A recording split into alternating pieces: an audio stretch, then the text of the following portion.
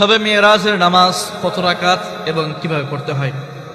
শবে মেরাজ চলে এসেছে, আমাদের ভিতরে অনেকের এই প্রশ্নগুলো থাকে। শবে মেরাজ যখন আমরা মসজিদে, বিভিন্ন মসজিদে দেখবেন যে এক শ্রেণীর মানুষগুলো তারা জিলাপি এবং খিচুড়ির আয়োজন করে আনুষ্ঠানিকভাবে এই শবে মেরাজ পালন করে থাকে।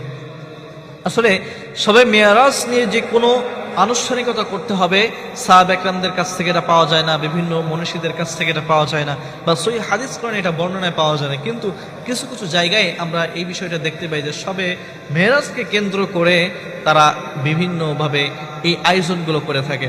তো আসলে কোরআন হাদিসে এর কোনো ভিত্তি নাই। এরপরে এই রাতের বেলায় এক শ্রেণীর মানুষগুলা তারা শবে মেরাজের কিছু নামাজ রয়েছে, এই জন্য তারা সারারাত্র জাগ্রত করে, কেউ 100 রাকাত, কেউ 50 রাকাত, 70-80 রাকাত এরকম নামাজ পড়ে থাকে।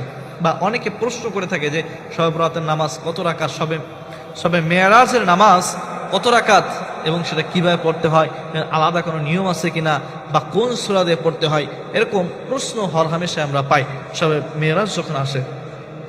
তো এই শবে মেরাজের আলাদা স্পেশাল কোনো নামাজ নাই, এবং এই স্পেশাল নামাজ পড়ার জন্য কোনো সূরা বা কোনো নিয়ম নেই।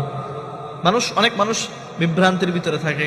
তারা বিভিন্ন মানুষের কাছ থেকে শুনেন যে আমরা দেখছি যে দাদা নানিরা তারা এই শবে মেরাজ আসলে তারা সুন্দর করে গোসল করত, এবং একটা কথা প্রচলিত ছিল, এই গোসলের ফোঁটায় দিয়ে যত পানি পড়বে এই তত গুনাহ তার ঝরতে থাকবে। এরকম প্রচলিত কিছু শিরকি কথাবার্তা ছিল। তো সবথেকে মুদ্রা কথা হলো শবে মেরাজের আলাদা কোনো নামাজ নাই। আপনি চাইলে এই রাতে নফল হিসাবে আপনি চাইলে নামাজ পড়তে পারেন, এটা আপনার উপরেই, এটা কোনো সমস্যা নেই, আপনি চাইলে পড়তে পারেন। কিন্তু এটাকে আপনি বানিয়ে নেবেন যে এখানে 8 রাকাত নামাজ আছে, 50 রাকাত নামাজ আছে, 100 রাকাত নামাজ আছে, এরকম কোনো কোরআন এবং হাদিসের ভিতরে নেই। আপনি চাইলে নফল হিসেবে পড়তে পারেন, কিন্তু শবে মেরাজের আলাদা কোনো নামাজ নাই, বা এটা পড়ার জন্য আলাদা কোনো নিয়মও নেই।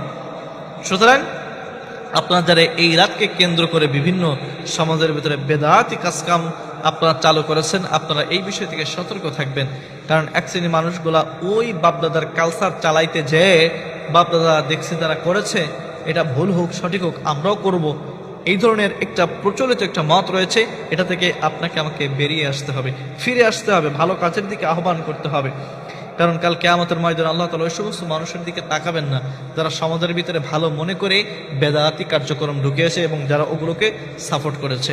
এজন্য আমরা এই সমস্ত বেদাতি কার্যক্রমের ভিতরে যাব না, সাপোর্টও করব না।